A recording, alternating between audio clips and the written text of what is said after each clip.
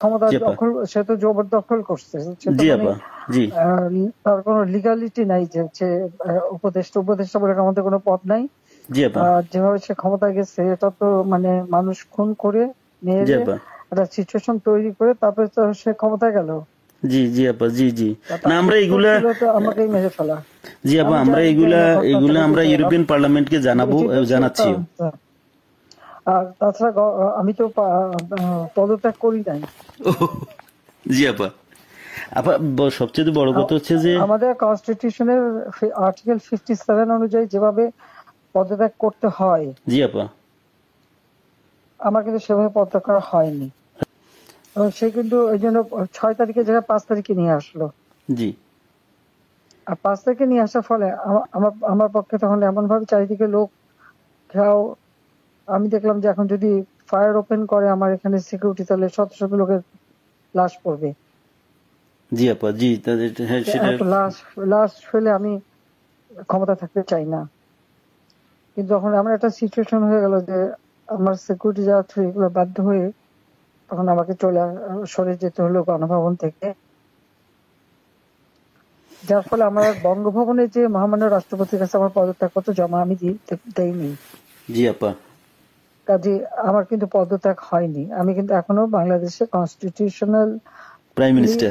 Elected prime minister. জি আপা।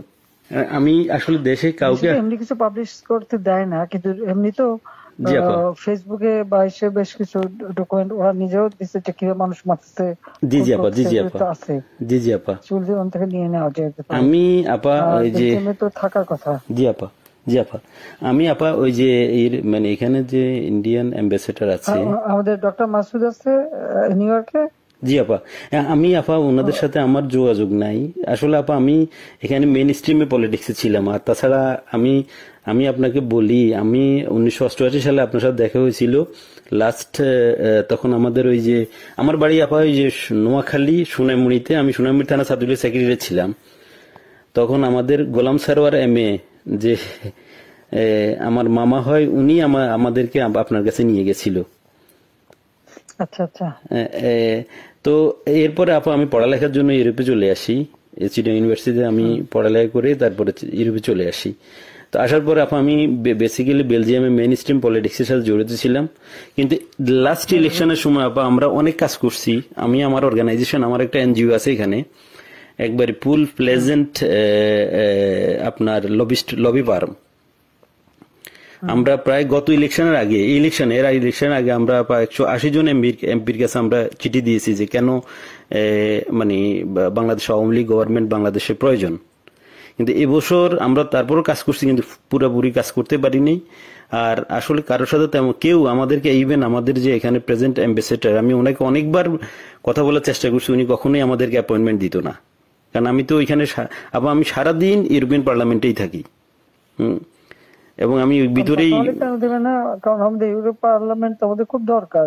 আপা আমি আমার এই আগামী মাসের প্রথম সপ্তাহে আমরা কনফারেন্স করব। আমি সিদ্দিক ভাইকে অন্যভাবে, সিদ্দিক ভাইয়ের সাথে আমার সরাসরি কথা হয়নি। আমার একজন, সে খুব বেশি একটা সুস্থ না, সে খুব বেশি একটা নড়তে চড়তে পারে না। জি আপা। জি। এখন আপা কার সাথে যোগাযোগ করব, সেটা হলো কথা। আমি চাচ্ছি না যে বেলজিয়াম আওয়ামী লীগের তো নেতৃবৃন্দ আছে, ওদের সাথে কথা বললে ওরাই তো অনেক কিছু দিতে পারবে। ওরা আসলে, আমি বলছিলাম যে আমি শহীদ ভাইকে বলছি, আমি রতন ভাইকে বলছি, জাহাঙ্গীর চৌধুরী রতন ভাইকে বলছি যে আপনারা আমায় কিছু ডকুমেন্টস, আমি নিজেই ডকুমেন্টস তৈরি করে দিয়েছি। তারা আরো চায়, যেমন কিছু এমইপি আমাদের বন্ধু বান্ধব আছে, খুব মানে অনেক ভালো বন্ধু এমইপি, তারাও জানে। তো তারা আমাকে বললো যে তুমি আমাদেরকে আরো কিছু ডকুমেন্টস দাও, আমরা এটা নিয়ে কাজ করব। মানে আমরা প্রায় 15 জন এমপির কাছে চিঠি লিখেছি আপা। ইউটিউবের যুগ, জি আপা। ফেসবুকের যুগ, সবই তো পাওয়া যায় এখন। জি আপা। আমরাও যা জি। পাচ্ছি ওখান থেকে পাচ্ছি। আচ্ছা আচ্ছা আচ্ছা আচ্ছা। তো জি আপা। কালেক্টেড, আর আমাদের আওয়ামী লীগ ওখানে করলে পরে নিশ্চয়ই তারা কি করবে। ওরা ওরা তো আমাদের সাথে আছে, উনি ইয়েরাও আছে, যেমন তারাই দিতে শহীদ ভাই। পারবে। জি জি আপা। আর আমেরিকা থেকেও তো দেবে, দেবে না কেন? আমেরিকা তো আমি ওই যে মানে কারোর সাথে আমার যোগাযোগ নাই। কার সাথে যোগাযোগ করলে পাবো আপা? সিদ্দিক সাহেব তো আছেন, ওনারা ওই যে কয়দিন মনে হয় কয়দিন ব্যস্ত ছিল। সিদ্দিক সাহেব আছে, তারপরে আমাদের মোহাম্মদ আলী সিদ্দিক আছে, আমাদের যারা আওয়ামী লীগের নেতৃবৃন্দ যে কোনো একজনের পারলে তো ওখানে পাওয়া যাবে। আচ্ছা ঠিক আছে আপা, জি জি। আপনার ভালো আছেন তো আপনি? হ্যাঁ, আমি ভালো আছি। আর আমি যখন পাওয়ার ছিলাম তখন অনেক ডকুমেন্ট, ওই যে মানুষকে মেরে ঝুলিয়ে রাখা এগুলি সমস্তই তো দিচ্ছি। আর সবচেয়ে বড় কথা আমরা হচ্ছে যে এগুলা আমি ডক্টর চাচ্ছি। ইউনূস ক্ষমতা জি আপা। দখল, সে তো জবরদখল করছে। সে তো জি মানে আপা। জি তার কোনো লিগালিটি নাই যে হচ্ছে উপদেষ্টা বলে আমাদের কোনো পদ নাই। জি আপা। যেভাবে সে ক্ষমতায় গেছে এটা তো মানে মানুষ খুন করে জি মেরে আপা। একটা সিচুয়েশন তৈরি করে তারপরে তো সে ক্ষমতায় গেল। জি জি আপা। জি জি। না তার আমরা উত্তর এগুলা, ছিল তো আমাকেই মেরে ফেলা। জি আপা, আমি আমরা জানি এগুলা না ঘটনাটা এগুলা আমরা বুঝেছে। ইউরোপিয়ান পার্লামেন্টকে জানাবো, জানাচ্ছিও।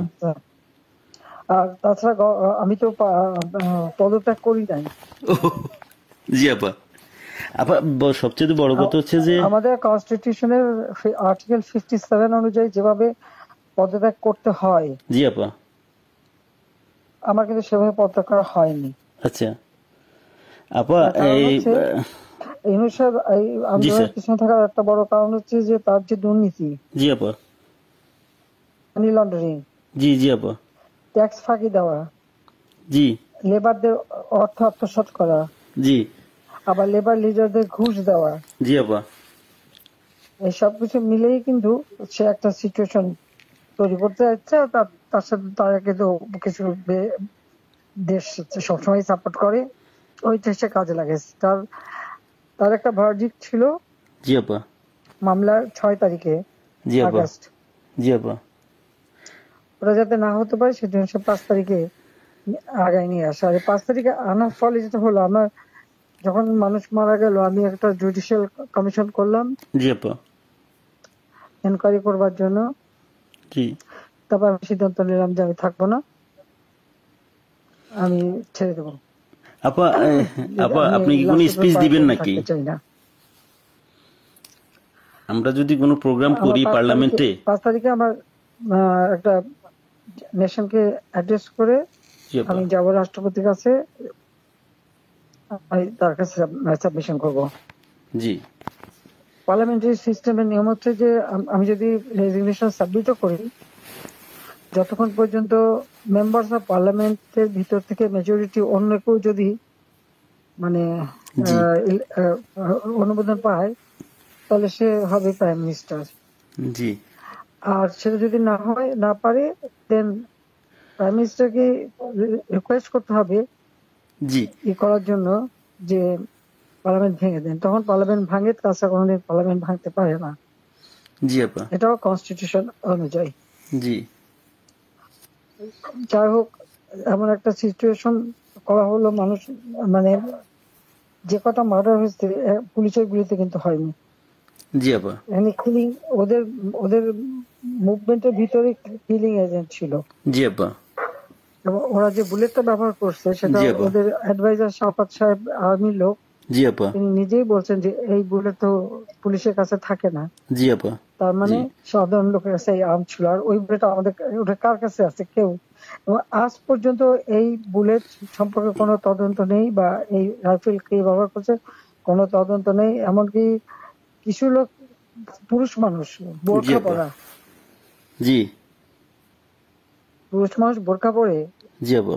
যেমন ইন্ডাস্ট্রিতে আগুন দেওয়া থেকে শুরু করে এবং আমি যখন রুগীদের দেখতে গেলাম, আমি প্রত্যেকটা রুগীকে দেখতে গেছি, আমি প্রত্যেক খাবার দেওয়া তখন মারা গেছে সব ফ্যামিলিকে আমি 10 লাখ করে টাকা, 50,000 টাকা করে দিয়ে তাদেরকে করছি। এবং এনকোয়ারি করার জন্য আমি আমার কমিশনকে আরো বড় করে দিলাম, 3 সদস্য বিশিষ্ট জুডিশিয়াল কমিশন করে দিলাম কমিটি।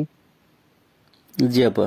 যাই হোক, সেগুলো তো করতে দেওয়া হয়নি। দেন আমি আমি যখন ডিসিশন নিলাম যে এরকম অবস্থা আমি থাকবো না, জি আপা। ইউনূস সাহেবের কোর্টের কেসের ভার্ডিক্ট ছিল ওই 666 কোটি টাকা ট্যাক্স তার কাছে পাওনা। জি জি জি আপা, এর এটা তো মাফ আগে করে দিল। আরেকটা সে ছিল, তিনি কিছু টাকা পেমেন্ট করছে, তবে এটা মানে তার মানে স্বীকার করলো যে তার ট্যাক্স ফাঁকি আছে। আর এই 666 কোটি টাকার ভার্ডিক্টটা আসার কথা ছিল। আর গ্রামীণ ব্যাংকের এ পর্যন্ত যে টাকা 26,000 কোটি টাকা সে মানি লন্ডারিং করে বিদেশে নিয়ে যাচ্ছে, এটা অডিট রিপোর্টে বের হয়েছে। ও জি আপা। জি ওই ওই ওই ভার্ডিক্ট গুলি মানে ওটার উপরে তার বিরুদ্ধে কেস। এবং সে কিন্তু ওই জন্য 6 তারিখে জায়গায় 5 তারিখে নিয়ে আসলো। জি আর 5 তারিখে নিয়ে আসার ফলে আমার আমার পক্ষে তখন এমন ভাবে চারিদিকে লোক ঘেরাও। আমি দেখলাম যে এখন যদি ফায়ার ওপেন করে আমার এখানে সিকিউরিটি, তাহলে শত শত লোকের লাশ পড়বে। জি আপা, জি হ্যাঁ সেটা। এত লাশ লাশ ফেলে আমি ক্ষমতা থাকতে চাই না। কিন্তু যখন আমার একটা সিচুয়েশন হয়ে গেল যে আমার সিকিউরিটি যারা ছিল এগুলো বাধ্য হয়ে তখন আমাকে সরে যেতে হলো গণভবন থেকে। যার ফলে আমার আর বঙ্গভবনে যে মহামান্য রাষ্ট্রপতির কাছে আমার পদত্যাগপত্র জমা আমি দেইনি। জি আপা, কাজে আমার কিন্তু পদত্যাগ হয়নি। আমি কিন্তু এখনো বাংলাদেশে constitutional prime minister. Elected prime minister. জি আপা, ইনশাল্লাহ আপা আপনি চলে আসবেন তো, আর বেশি দিন নেই। উনি কিন্তু তারপরে যখন মানে খুঁজে বেড়াচ্ছে তার ফলস ছবি দেখালো, আমি সই করছি, সেটা হলো আমার ভিজিটিং বুকের সই। ছবিটা ভালো করে দেখলে দেখা যাবে ওটা একটা মোটা বই। জি আপা, যেখানে ভিজিটিং, ওরকম কোন বই প্রাইম মিনিস্টার সই করে পদত্যাগ করে না। আর আমার সেই চিঠিও কেউ দেখাতে পারছে না। চিঠি তো গণভবনে রেখে আসছিলাম। জি আপা, গণভবন আগুন দিয়েছে, পড়িয়ে দিয়েছে, লুটপাট হয়ে গেছে, ওগুলি সব চলে গেছে। সবকিছু আপা এলোমেলো করে ফেলছে, তারা সবকিছু নষ্ট করে ফেলছে। এত সুন্দর করে দেশটাকে উন্নত করে সমস্ত জায়গায় কি সম্মান বাংলাদেশের। আমি গেলাম আপা, আমি বিদেশে সংস্থার সাথে কাজ করি আপা, বুঝছেন, সম্মান তারা দিল। আমরা তো জানি আপা আপনার অ্যাচিভমেন্ট, আপনি যা করে দিয়ে গেছেন বাংলাদেশের জন্য বা করবেন, এটা আর কেউ করতে পারে না, পারবেও না। এটা বিদেশিরাও স্বীকার করে। আমি তো আপা মানে 10 বছর থেকেই ইউরোপিয়ান কমিশন পার্লামেন্টের লবিস্ট হিসেবে কাজ করি বিভিন্ন ইয়েতে।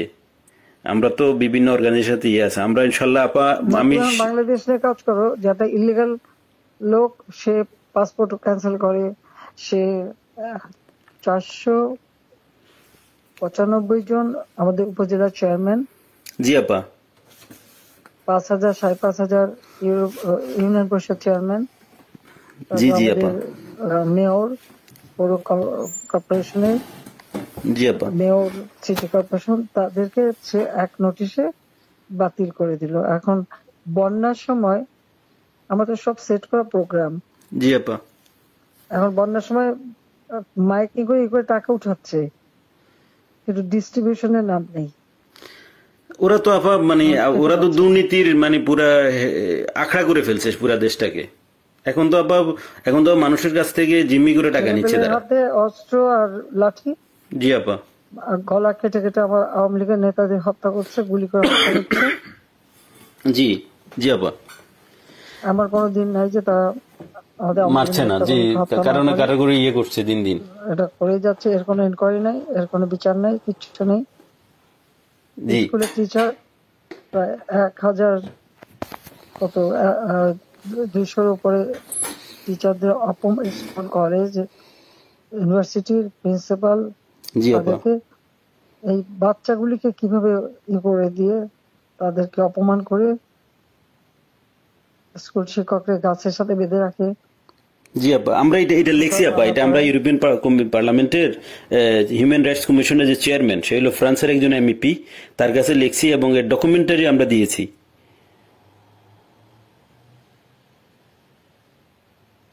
এটা কি করে হয় একজন টিচারকে এইভাবে অপমান করা? অনেকে তো আপা মানে আত্মহত্যা করেছে, বুঝছেন,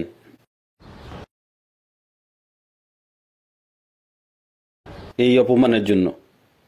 একজন ওখানে হাত ফেল করে মারা গেছে। জি আপা, এই দায়িত্ব কে নেবে? আর যে ছেলেগুলি মারা গেছে জি মিছিলে, জি আপা, খুব শর্ট রেঞ্জের থেকে তাদেরকে 7.62, যেটা আমাদের যে ব্রিগেডিয়ার সাকাওয়াত সাহেব বলছেন, উনি তো চিনেন, আমরা তো এগুলি চিনি না। জি 7.62 আপা। আমি এই ব্যাপারে একটা কথা বলি আপা, এগুলি আসলো কোত্থেকে? আপা আমি এই ব্যাপারে একটা কথা বলি। আমি কিছুদিন আগে মায়ানমারের অ্যাম্বাসেডারের সাথে আমার একটা মিটিং হয়েছিল ওনার অফিসে, উনি ডাকছে আমাকে যাওয়ার জন্য।